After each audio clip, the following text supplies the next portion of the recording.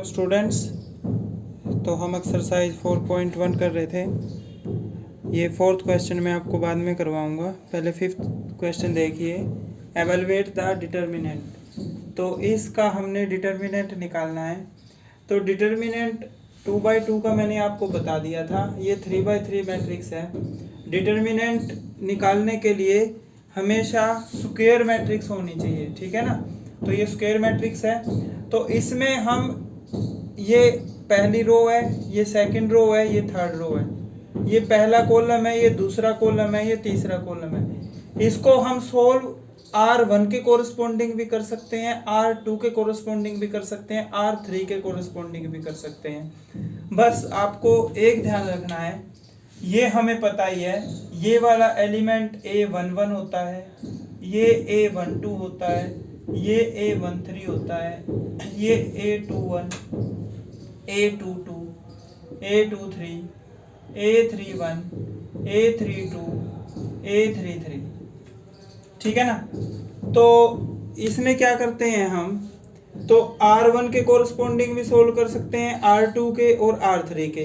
Column 1 के कोरिस्पोंडिंग भी solve कर सकते हैं इसको, कॉलम 2 के भी और कॉलम 3 के भी। इसमें बस एक चीज का ध्यान रखना, जहां पे भी इसका और इसका सम ओड होता है उसका माइनस साइन लगाना हमने। मान लो हम R1 के कोरिस्पोंडिंग सोल्व कर रहे हैं इसको, तो देखो 1 + 1 2, 2 क्या होता है हमारा इवन, राइट। तो इसका साइन चेंज नहीं करना। ये 1 + 2 3 होता है ना, तो 3 ओड होता है, तो इसका साइन चेंज करके लिखेंगे। प्लस का है तो माइनस का कर देंगे, माइनस का है तो प्लस का। उसी तरह से ये देखो 1 + 3 4, 4 क्या होता है इवन, तो इवन में हमने क्या करना है, साइन चेंज नहीं करना। उसी तरह से मान लो R2 के कोरिस्पोंडिंग सोल्व कर रहे हैं हम, तो फिर इसका साइन चेंज करेंगे, ठीक है ना। अगर R3 के कोरिस्पोंडिंग चेंज कर रहे हैं तो फिर इसका साइन चेंज होगा। उसी तरह से कॉलम 1 के कोरिस्पोंडिंग इसको एक्सपेंड कर रहे हैं तो क्या होगा, इसका साइन चेंज होगा। कॉलम 2 के कोरिस्पोंडिंग अगर इसको एक्सपेंड कर रहे हैं तो इसका साइन चेंज होगा। कॉलम 3 के कोरिस्पोंडिंग इसको एक्सपेंड कर रहे हैं तो इसका साइन चेंज होगा, ठीक है ना।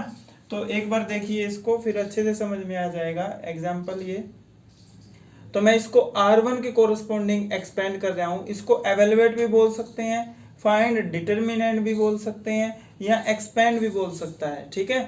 तो solving with respect to R1, तो R1 ये है ना, तो इसका डिटर्मिनेंट कैसे निकाल लेंगे, देखो इसको मैं एक बार रफ में लिख लेता हूं, ठीक है। 3 0 3 -1 0 -5 -2 -1 0। जब तुम्हारी अच्छे से प्रैक्टिस हो जाए तो ये चीज करने की जरूरत नहीं है। तो मैं R1 के कोरिस्पोंडिंग सोल्व कर रहा हूं, तो R1 मेरी ये है, ठीक है। तो इसका पहला एलिमेंट क्या है 3।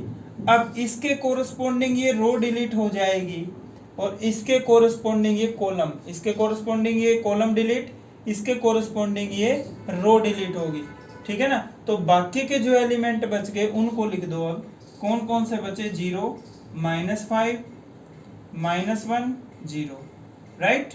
अब उसके बाद देखो R1 के कोरिस्पोंडिंग कर रहे हैं ना। अब इस एलिमेंट की बारी, ये एलिमेंट था हमारा 1 1 1 में इवन है 1 और 1 का जोड़, तो इसीलिए मैंने साइन चेंज नहीं किया। ये एलिमेंट कौन सा है 1 2, 1 और 2 का जोड़ 3, 3 क्या है हमारा ओड, ओड है तो ये -1 है ना, तो प्लस का 1 कर देंगे, ठीक है। क्योंकि ये देखो ये माइनस की पावर होता है, माइनस की पावर 1 + 1। जब हम माइनर और कोफैक्टर करेंगे ना, तब वहां पे और अच्छे से समझ में आएगा आपको, माइनर और कोफैक्टर में। तो -1 की पावर, इसका और इसका जोड़ करते हैं हम 1 + 1, यहाँ पे -1 की पावर इसका और इसका जोड़ 1 + 2, ठीक है। ऐसे होता है ये, तो इसीलिए इसका साइन चेंज हो गया, ठीक है। अब ये वाला एलिमेंट है, तो अब इस एलिमेंट की टर्न है, तो अब ये वाला कॉलम डिलीट हो जाएगा, ये वाली रो डिलीट हो जाएगी, जो एलिमेंट बच गए उनको लिखो। अब क्या बच गया, 0 3 -1 0, राइट। अब इस एलिमेंट की टर्म ये कौन सा है, 1 3 1 3 1 और 3 का जोड़ इवन, तो साइन चेंज नहीं होगा, +2। अब इसके कोरस्पॉन्डिंग ये हमारा कॉलम डिलीट और इसके कोरस्पॉन्डिंग ये रो डिलीट, ठीक है ना। तो देखो ये एलिमेंट है तो इसके कोरस्पॉन्डिंग ये कॉलम डिलीट हो जाएगा, इसके कोरस्पॉन्डिंग ये रो डिलीट हो जाएगी। तो कौन कौन से एलिमेंट बचे, ये बचे ना, ठीक है। तो क्या आ गया, 0 0 3 और -5, ठीक है। तो अब 2/2 का डिटर्मिनेंट कैसे सोल्व करना है वो हमें कल सीख ही लिया। तो 3 इंटू इसकी और इसकी मल्टीप्लाई 0, इसकी और इसकी मल्टीप्लाई क्या आएगा, प्लस का 5 आएगा, लेकिन साइन चेंज करके लिखते हैं ना जब हम नीचे से ऊपर जाते हैं, तो प्लस का 5 +1, इसकी और इसकी मल्टीप्लाई 0, इसकी और इसकी मल्टीप्लाई -3, लेकिन प्लस का 3 लिखेंगे। यहाँ पे देखो दोनों रो क्या हैं, दोनों एलिमेंट पहली रो के 0 हैं, तो ये 0 ही हो जाएगा, ठीक है। मैंने आपको बताया था यदि किसी मैट्रिक्स के कोई भी रो या कोई भी कॉलम 0 हो तो वो मैट्रिक्स 0 हो जाती है, ठीक है। तो +2 वैसे सोल्व भी करके देख लो, इसकी और इसकी मल्टीप्लाई 0, इसकी और इसकी मल्टीप्लाई 0, तो 3 5 जा 15 +3, तो ए का डिटर्मिनेंट कितना आ गया, 18, ठीक है। नेक्स्ट क्वेश्चन देखिए, यहाँ पे ये करेक्शन कर लीजिए, ये माइनस और माइनस की मल्टीप्लाई प्लस आएगी, लेकिन जब नीचे से ऊपर जाएंगे तो साइन चेंज करेंगे तो ये माइनस का आएगा यहाँ पे, ठीक है। तो 3 5 जा -15, ठीक है। तो -15 प्लस के 3, तो ये हो गए -12, ठीक है ना, -12। तो ए का डिटर्मिनेंट आ जाएगा हमारा -12, ठीक है। तो 4th क्वेश्चन देखिए, अब इसमें क्या कहता है, ये प्रूव करना है हमें। लेफ्ट हैंड साइड क्या है, 3a, मतलब ए मैट्रिक्स को पहले 3 से मल्टीप्लाई फिर उसका डिटर्मिनेंट। राइट हैंड साइड में क्या है, पहले ए का डिटर्मिनेंट फिर उसको 27 से मल्टीप्लाई, ठीक है। तो पहले 3a निकालते हैं, तो ए मैट्रिक्स को 3 से मल्टीप्लाई कर दो, 3 0 0 0 3 0 3 3 2 जा 6 3 4 जा 12, राइट। अब इस मैट्रिक्स का डिटर्मिनेंट, तो डिटर्मिनेंट मैंने अभी आपको बताया, किसी भी रो या किसी भी कॉलम को एक्सपेंड कर दो। यहाँ पे देखो थर्ड रो में 2 एलिमेंट 0 है ना, तो इसको सोल्व करेंगे तो सिर्फ कैलकुलेशन एक की करनी है हमने, ठीक है। किसी भी रो या किसी भी कॉलम के कोरस्पोंडिंग एक्सपेंड कर सकते हैं, मैं आपको पहले बता चुका हूँ।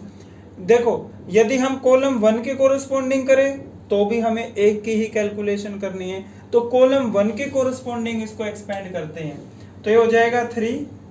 तो ये कौन सा एलिमेंट है, 1 1 है ना, तो 1 1 है, तो साइन चेंज नहीं होगा इसका, ठीक है।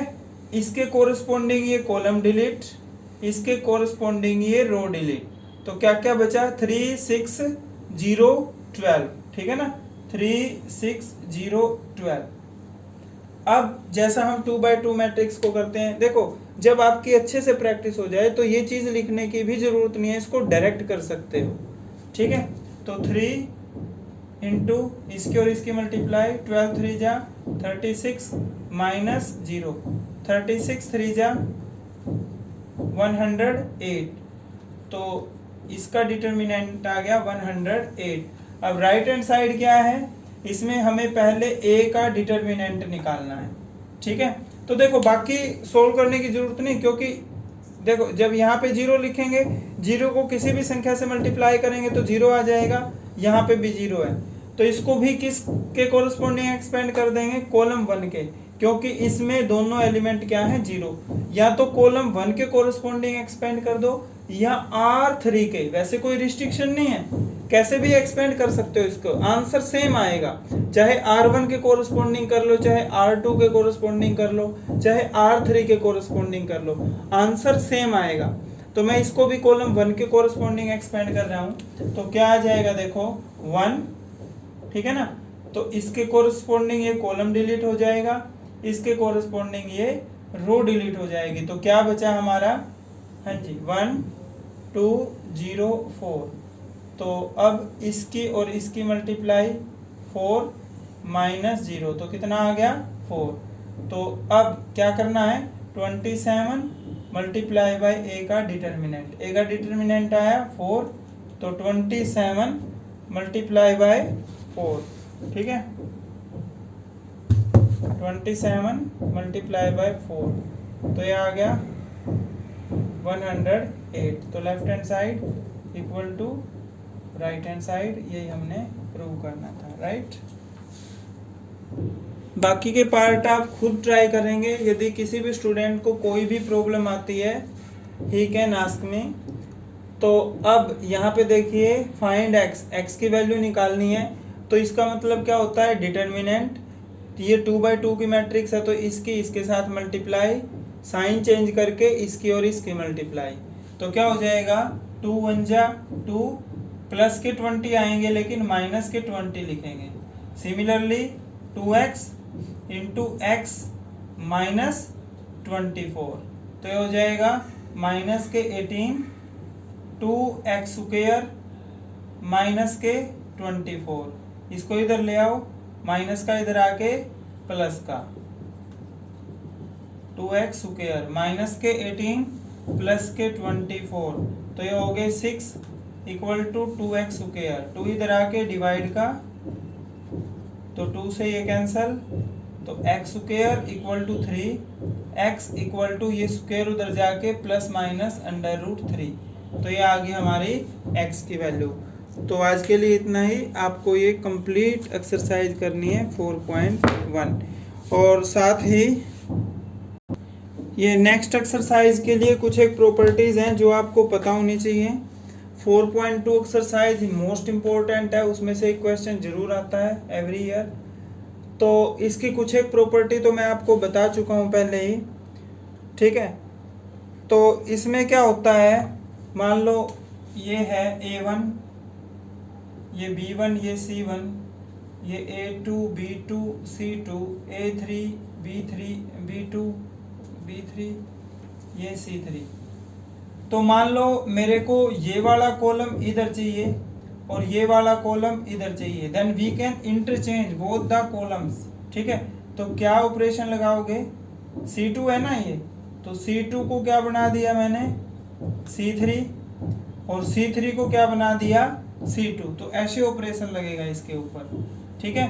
तो क्या हो जाएगा, फर्स्ट कॉलम को कुछ नहीं चेंज किया, तो A1 B1 C1, तो ये हो जाएगा हमारा, देखो जब एक चेंज करेंगे ना तो यहाँ माइनस साइन आएगा, राइट, ठीक है। डबल चेंज होगा तो माइनस माइनस प्लस हो जाएगा, तो A3 B3 C3 A2 B2 C2, right. तो एक प्रॉपर्टी तो ये है।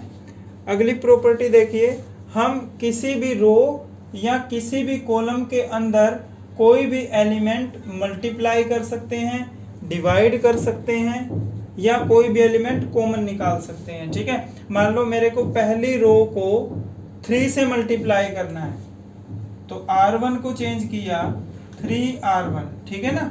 तो ये मैंने पहले भी बताया था आपको, जब वो इनवर्स निकालना किया हमने रो ट्रांसफॉर्मेशन, रो से और कॉलम ट्रांसफॉर्मेशन से, ठीक है, वहाँ पे भी बताया था ये थोड़ा सा। तो R1 को चेंज करना है, तो R1 को 3 से मल्टीप्लाई करना है, तो ऐसे ऑपरेशन लगाना है, ठीक है। हम किसी भी रो, मान लो R1 और R2 को ऐड करना है, तो वो भी कर सकते हैं हम, ठीक है। जैसे R1 को चेंज किया R1 प्लस R2, इसमें सिर्फ R1 चेंज होगा, R2 एज इट इज रहेगा, ठीक है। कोई भी एलिमेंट कॉमन निकालना है, यदि वो पूरी रो या पूरे कॉलम के अंदर कॉमन आ रहा है तो ही कॉमन निकलेगा, अदरवाइज कॉमन नहीं निकलेगा, ठीक है।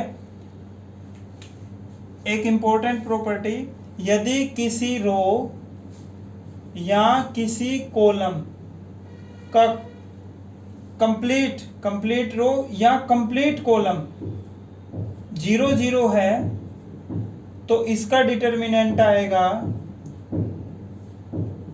0। ठीक है, तो ये डिटर्मिनेंट वैनिश हो जाता है यदि कोई भी रो या कोई भी कॉलम के लिए भी है ये।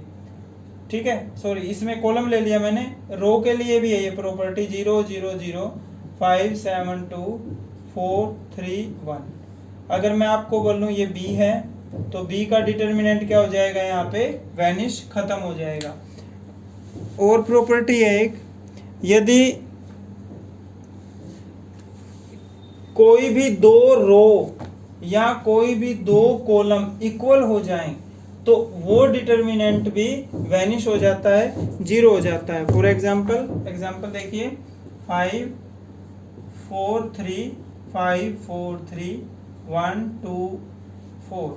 यहाँ पे देखो C1 और C2 दोनों क्या है, आइडेंटिकल है, सेम है ना दोनों, तो इसका डिटर्मिनेंट भी क्या हो जाएगा, 0 हो जाएगा। सिमिलरली कोई भी दो रो 5 4 7 5 4 7 3 2 9, तो ये इसका डिटर्मिनेंट भी, ये मान लो बी मैट्रिक्स है, इसका डिटर्मिनेंट भी क्या हो जाएगा, वैनिश, 0 हो जाएगा, क्योंकि इसकी पहली रो और दूसरी रो आइडेंटिकल है। ठीक है, तो आज के लिए इतना ही। आपको ये प्रॉपर्टीज करनी है तभी आपको 4.2 अच्छे से समझ में आएगी। ठीक है, जो कि मोस्ट इम्पोर्टेंट है। Thank you.